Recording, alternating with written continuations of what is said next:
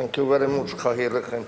I want to thank Michael Collins and his group for bringing this motion here today and for giving us all an opportunity to talk about housing and to discuss as much as we can to see could we help.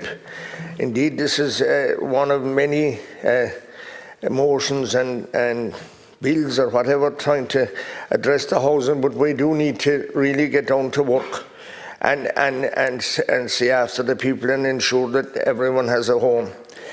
The answer is and has to be to build more local authority houses and at a standard size and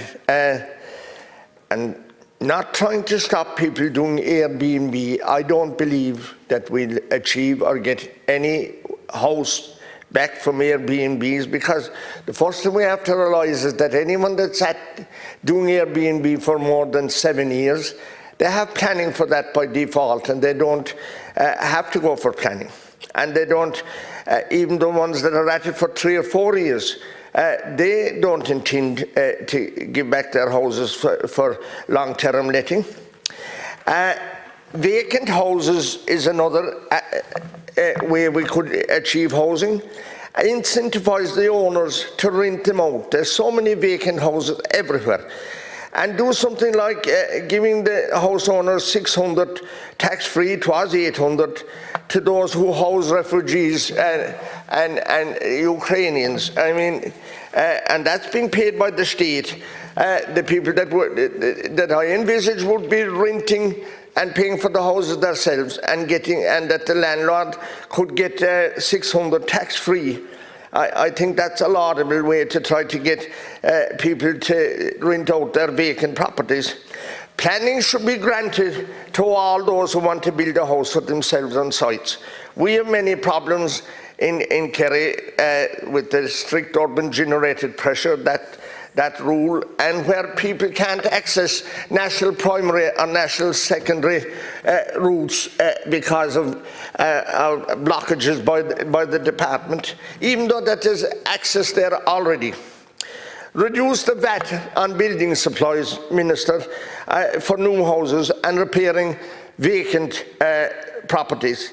Land that is serviced, this is another problem that's manifesting itself now, Minister, where you have people who want to zone their lands. They're afraid to do it now in the Killarney area. The plan is being developed at the present time. They're afraid to zone their lands because they'll be liable for the residential zone land tax. And that's unfair in that they don't know who, if anyone, will buy their site or buy the place they want to sell. And they'd be lauded with a 3% tax every year until the value of the property was gone. So what I'm asking, Minister, is where land is zoned or where land is serviced, sewer and water and ESB, people should be able to put in a planning application on that basis and see if to jump the hurdle or if it meets the requirements of the local authorities planning section, rather than having it zoned.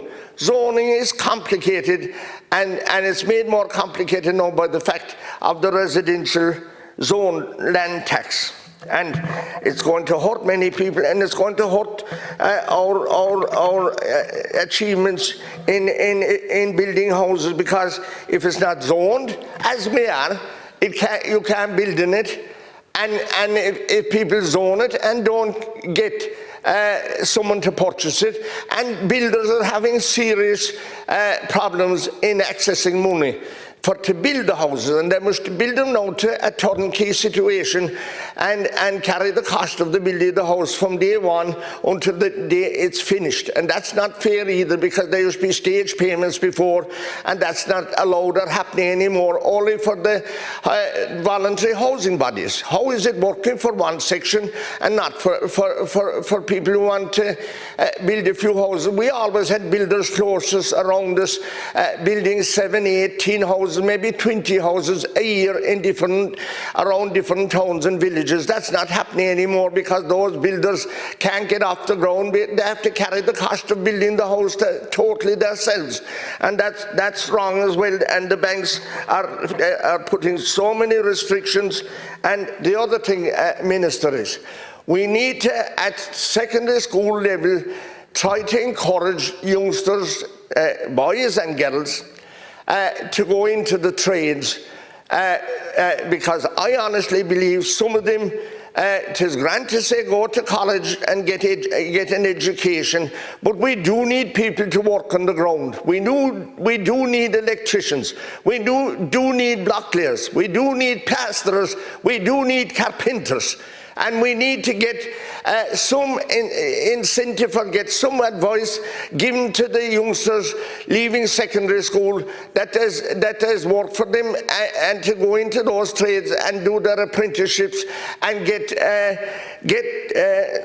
the experiences that they need to go into building houses, because if we don't have builders, we won't have houses, and it's looking that way. It's all in our neck of the woods. It's the few old older fellas that are still at it, and we don't seem to have enough young builders coming on stream. Thank you very much, Cathy.